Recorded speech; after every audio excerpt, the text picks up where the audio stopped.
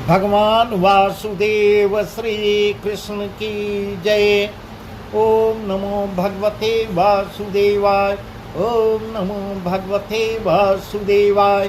श्री कृष्ण गोविंद हरे मुरारी, हे नाथ नारायण वासुदेव। श्री कृष्ण गोविंद हरे मुरारी, हे नाथ नारायण वासुदेव। राधे कृष्ण राधे कृष्ण राधे कृष्ण राधे कृष्ण। द्वारकानाथ की जय, केशव की जय, माधव की जय, राधा रानी की जय। आज का प्रसंग भगवान वासुदेव श्री कृष्ण माँ द्वारा बांधे गए हैं और उसके बाद क्या क्या लीला कर रहे हैं, वही प्रसंग हम आपको बता रहे हैं। वही सुखदेव जी राजा परीक्षित को सुना रहे हैं, वही प्रसंग हम आपको विस्तार से बता रहे हैं। इस प्रकार माँ ऐसा वर्णन कर रहे हैं कि माँ उन्हें गोपियों के कहने पर उनको बांध देती हैं, रस्सी से बांध देती हैं। कृष्ण बांधे न गए, निदान माँ को दुखित जान आप ही अपने आप को बंधवा लेती हैं। इस प्रकार कहते हैं। माँ भी बहुत परेशान हो रही हैं, रस्सी छोटी पड़ जाती है, ऐसा वर्णन कर रहे हैं। फिर जब माँ को परेशान होते हुए देखते हैं तो अपने आप को बंधवा लेते हैं। इस प्रकार वर्णन कर रहे हैं। इस प्रकार सुखदेव जी कह रहे हैं, हे राजा श्री कृष्णचंद्र जी को बंधे पूर्व जन्म कुबेर के बेटों को नारद सांप की बात याद आती है। यह सुन राजा परीक्षित ने श्री सुखदेव जी से पूछा, महाराज कुबेर के पुत्रों को नारद मुनि ने कैसे शाप दिया, तो जरा समझा के मुझे बताइए। इस प्रकार कह रहे हैं और वही वर्णन सुखदेव जी राजा परीक्षित को सुना रहे हैं। तब सुखदेव मुनि क्या कह रहे हैं? सुखदेव मुनि कह रहे हैं, नलकुबर नाम कुबेर के 2 लड़के कैलाश में रहते थे। सो भगवान शिव की अति सेवा कर धनवान हुए। स्त्रियां साथ ले वे वन में विचरण करने को जाती हैं, वहां जाकर मदिरा पान करते हैं। मदमाते भये रानियों समेत नंगे होके गंगा में स्नान के लिए जाते हैं।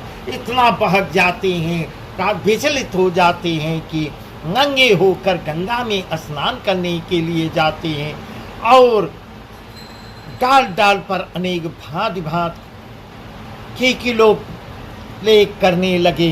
इतने में नारद मुनि आ गए। इस प्रकार वर्णन कर रहे हैं। नारद मुनि वहां से भ्रमण करते हुए निकलते हैं। उन्हें देखते ही रानियां तो निकल कपड़े पहनने लगी और ये मतवारे वहीं खड़े रहे। इस प्रकार वर्णन बता रहे हैं कि वो वहीं नारद को देखते खड़े रहे। उनकी दशा देख मन में नारद जी कहने लगे कि इनको धन का बहुत बड़ा गर्व हो गया है, इसी से इतने मदमस्त हो गए हैं, काम क्रोध को सुख कर मानते हैं। इस प्रकार नारद ऋषि, निर्धन मनुष्य को अहंकार नहीं होता और धनवान को धर्म अधर्म का विचार नहीं होता। विचार कहाँ है? इस प्रकार नारद मुनि मन ही मन अपने सोच रहे हैं कि इतने अहंकार में डूब गए हैं। इतना कह नारद मुनि ने इन्हें श्राप दे दिया। नारद मुनि ने इन्हें श्राप दिया कि इस पाप से तुम गोकुल में जाके वृक्ष होगी, तब श्री कृष्ण अवतार लेंगे। इस प्रकार जो है ऋषि के श्राप से वो आके यहाँ वृक्ष बनते हैं। वही घटना उनको याद आती है। तब तुम्हें मुक्ति देंगे, वही तुमको मुक्ति देंगे। वही बैठे बैठे भगवान वासुदेव मन में सोच रहे हैं। नारद मुनि की साफ उसी की बात याद आ गई। वही उसी से वे गोकुल में आवृक्ष हुए हैं। तब उनका नाम यमला अर्जुन हुआ है। इसी बात को सूरज बार बार सोचकर श्री कृष्ण ओखली को घसीट कर वहां ले गए जहां यमला अर्जुन खड़े थे। यमला अर्जुन खड़े थे, वह वृक्ष था, यमला अर्जुन के रूप में आया था, श्रापित था। वहीं जाते हैं भगवान वासुदेव। उन दोनों वृक्षों के बीच उखल को फंसा देते हैं। बल से एक झटका मारा कि वे दोनों पेड़ उखड़ जाते हैं। इस प्रकार वर्णन कर रहे हैं। बहुत सुंदर सुंदर ढंग की बाल लीला कर रहे हैं। बांधने पर भी वो बाल लीला कर रहे हैं। और उनसे दो पुरुष अति सुंदर निकलते हैं। दोनों वृक्षों से दो पुरुष निकलते हैं और हाथ जोड़कर स्तुति करने लगे। नारायण की स्तुति करते हैं, भगवान वासुदेव की स्तुति करते हैं। वो पहचान जाते हैं। तब श्री कृष्ण बोले, सुनो, नारद मुनि ने तुम पर बड़ी दया की जो गोकुल में मुक्ति दी। इस प्रकार भगवान वासुदेव कह रहे हैं, उनकी कृपा से तुमने मुझे पाया है, अब वर मांगो। इस प्रकार मन ही मन बातें हो रही है। इस प्रकार उनसे कह रहे हैं कि वर मांगो, वर मांगो। नारद मुनि, जो तुम्हारे मन में हो सो मांग लो। तब यमलार्जुन बोले, हे दीनानाथ, हे दीनों के नाथ, यह नारद मुनि की कृपा है जो आपके चरण पे और दर्शन हमारे हो गए। चरणों के दर्शन हो रहे हैं। अब हमें किसी वस्तु की इच्छा नहीं है, अब कुछ भी मांगने की इच्छा नहीं, मेरा ज्ञान खुल गया है। इस प्रकार कह रहे हैं। नहीं पर इतना ही दीजिए जो सदा तुम्हारी भक्ति हमारे हृदय में, अगर प्रभु आप देते ही हैं तो केवल मुझे इतना दीजिए कि आपकी भक्ति हमारे हृदय में हमेशा रहे। सो कृपा श्री कृष्णचंद्र जी ने उनको दिया। भगवान वासुदेव श्री कृष्ण की जय। इस प्रकार यमला अर्जुन की कथा पूर्ण होती है। अब दूसरी कथा चलती है। भगवान बैठे बैठे बाल रूप में ये सब कर रहे हैं, उनको मुक्ति देती हैं। और यहाँ सुखदेव जी कह रहे हैं, हे राजा, जब वो ये दोनों तरु गिरे तब उनका शब्द सुन नंद रानी घबरा जाती हैं और दौड़ी दौड़ी चली आती हैं। इतने में इसके पहले प्रभु अपनी सब लीला बाल लीला कर जाते हैं।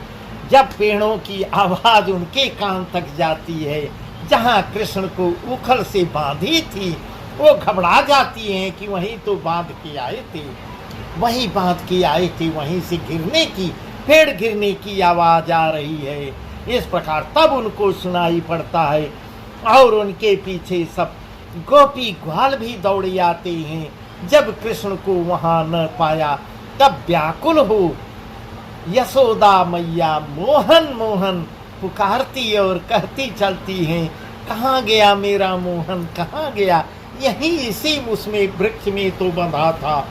इस प्रकार की कथा बता रहे हैं। भाई कहीं किसी ने देखा मेरा कुंवर कन्हाई। इस प्रकार माँ व्याकुल हो रही हैं। इतने में सोई से आ एक बोली, ब्रज नारी की दो पेड़ गिरे तहाँ बचे मुरारी। यह सुन अब आगे जाए देखे तो सचमुच ही वृक्ष उखड़े पड़े हैं और कृष्ण तिनके बीच ओखले में बंधे सिकुड़े बैठे हुए हैं। इस प्रकार एक कोई गोपिका बताती है कि वहाँ उसके नीचे सिकुड़ के बैठे हुए हैं प्रभु भगवान वासुदेव श्री कृष्ण की जय। कितनी सुंदर सुंदर ढंग की लीला कर रहे हैं, माँ को भी परेशान कर रहे हैं। थोड़ी देर के लिए वो भी घबरा जाती हैं, फिर प्रभु सामने आ जाते हैं। जाते ही नंद महरी ने ओखल से खोल कान्हा को रो रो के गले से लगा लिया। सब गोपियां डर गई, जाननी चुटकी ताली दे दे हंसाने। तब नंद उपनंद आपस में कहने लगे कि ये युगान युग के रुख जमे हुए हैं, ये पेड़ मैं कब से देख रहा हूँ, मुझे याद भी नहीं है उसके पहले के जमे हुए हैं पेड़ ये कैसे उखड़ गए। यह तो बड़ा ही अचरज मुझे मेरे मन में लग रहा है। इस प्रकार आपस में वो लोग चर्चा कर रहे हैं, कुछ भेद इनका समझ नहीं पा रहे हैं। इतनी सुन के एक लड़के ने पेड़ गिरने का ब्यौरा ज्यों का त्यों कहा। एक गोपी बोली, ए बालक इस भेद को क्या समझेंगे। दूसरी ने कहा, कदाचित यही हो, आपस में ऐसे अर्थ का अनर्थ लगा रहे हैं, हरि की गति कौन जान सकता है। ऐसा सुखदेव जी राजा परीक्षित को बता रहे हैं। अनेक अनेक भांति की बातें कर कृष्ण को ले सब आनंद से गोकुल में आए। तब नंद जी ने बहुत सा दान पुण्य किया। जब कृष्ण का जन्मदिन आया, आप भगवान वासुदेव 1 वर्ष के हो जाते हैं, उनका जन्मदिन आया तो यशोदा रानी ने कुटुंब को न्योता दे बुलाया और मंगलाचार वर्ष गांठ बांधी। सब मिल जेवन बैठे। तब नंदराय बोले, सुनो भैया, अब इस गोकुल में रहना कैसे बने। दिन दिन उपद्रव हो रहे हैं, आपस में चर्चाएं कर रहे हैं। उपद्रव करने वाला कौन है, ये प्रभु की लीला है, कोई जान ही नहीं पा रहा है। आता है राक्षस आती हैं, प्रभु चुटकी बजाते ऐसे उनको खत्म कर देते हैं, किसी का उद्धार करते हैं, किसी कहीं ऐसे ठौर चले। हम लोग ऐसा ऐसा विचार कर रहे हैं जहाँ तृण जल का आसुख पावे। उपनंद बोले, वृंदावन धाम चल के बसा जाए, जो आनंद से हम लोग वहाँ रह सकते हैं। यह वचन सुन नंद जी ने सबको खिला पिला दान दक्षिणा देते हैं और बैठा के क्यों ही एक ज्योतिषी को बुलाया, यात्रा का मुहूर्त पूछा। उनके विचार के कहा कि इस दिशा की यात्रा को कल का दिन अति उत्तम है। इस प्रकार वहाँ से अब वृंदावन जाने को वो लोग अब वृंदावन जाने में वहाँ बसने के लिए चर्चा कर रहे हैं। इस प्रकार पूछने पर उसने विचार के ज्योतिषी ने बताया, कहा कि इस दिशा की यात्रा को कल का दिन अति उत्तम है। वाम योगिनी पीछे दिशाशूल है और सन्मुख चंद्रमा है। आपने संदेह सवेरे ही प्रस्थान कीजिए। यह सुन उस समय तो गोपी ग्वाल अपने अपने घर गई और सवेरे ही उठ अपनी वस्तु भी गाड़ी पर लाद इकट्ठे हुए हो जाते हैं। कुटुंब समेत नंद जी भी साथ हो लिए और चलते चलते नंद जी उधर सात समय जा पहुँचते हैं। वृंदा देवी को मनौती मानते हैं, सुख चैन से रहने के लिए रहने और सुख चैन से रहने लगते हैं। जब श्री कृष्ण 5 वर्ष के हुए तब माँ से कहने लगे कि माँ मैं बछड़े चराने जाऊंगा। इस प्रकार का तो बलदाऊ से कह दे कि मुझे वन में अकेला न छोड़े। इस प्रकार की लीला कर रहे हैं। वह बोली, पूत बछड़े चराने वाले बहुत हैं, बछड़े चराने वाले बहुत हैं। दास तुम्हारे तुम मत पलक मेरी पलक के ओट मत हो। मेरे नयनों के आगे से प्यारे कान्हा बोले, जो मैं वन में खेलने जाऊंगा तो खाने को खाऊंगा, नहीं तो नहीं। यह सुन यशोदा ने ग्वाल बालों को बुलाया, कृष्ण बलराम को सौंप कर कहा कि तुम बछड़े चराने दूर मत जाइयो, दूर मत जाना, इन दोनों को ले जाओ साथ में और दूर मत जाना, और साँझ होते ही उसके पहले ही चले आना, दोनों को संग लेकर। इस प्रकार माँ समझा रही है, वन में इन्हें अकेले कभी मत छोड़ना, ऐसा ऐसा समझा रही है। ऐसा कहकर माता कलेवा देती हैं, रामकृष्ण को उनके संग कर दिया। वे जाके यमुना के तीर बछड़े चराने लगते हैं और ग्वाल बालों में खेलने लगते हैं। इतने में कंस का पठाया भेजा हुआ वत्सासुर आता है। उसे देखते ही सब बछड़े डर कर जिधर तिधर भागने लगते हैं। तब श्री कृष्ण जी ने बलदेव जी को सैन से चिताया कि भाई यह कोई राक्षस आ गया है। आपस में दोनों भाई पहचान लेते हैं, आपस में दोनों भाई चर्चा करते हैं कि कोई राक्षस आ गया है जो बछड़ों को परेशान कर रहा है। ज्यों ही आगे चरता चरता वह घात करने को निकट पहुंचता है, त्यों ही श्री कृष्ण ने पिछले पांव पकड़ घुमा देते हैं, ऐसा पटका कि उसका जी घट से निकल जाता है। इस प्रकार का वर्णन है। इस प्रकार सुखदेव जी राजा परीक्षित को बता रहे हैं। तब वत्सासुर का मरना सुन के कंस ने बकासुर को भेजा। इस प्रकार यह कार्यक्रम चलता रहता है। बकासुर वत्सासुर का उद्धार करते हैं, उसको मार देते हैं और कंस अब बकासुर को भेजता है। वह वृंदावन आके अपनी घात लगा यमुना के तीर पर बैठ जाता है, टकटकी लगा के।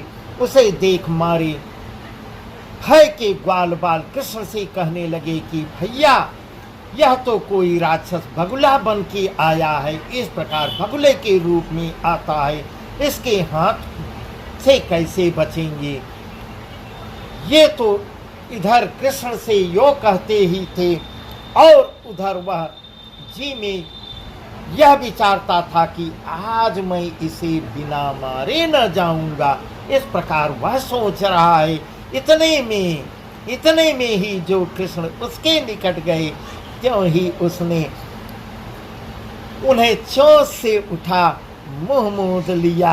ऐसा वर्णन कर रहे हैं। तब प्रभु क्या करते हैं, ग्वाल बाल सब व्याकुल हो जाते हैं, भगवान उसके मुंह में चले जाते हैं। ऐसा वर्णन कर रहे हैं।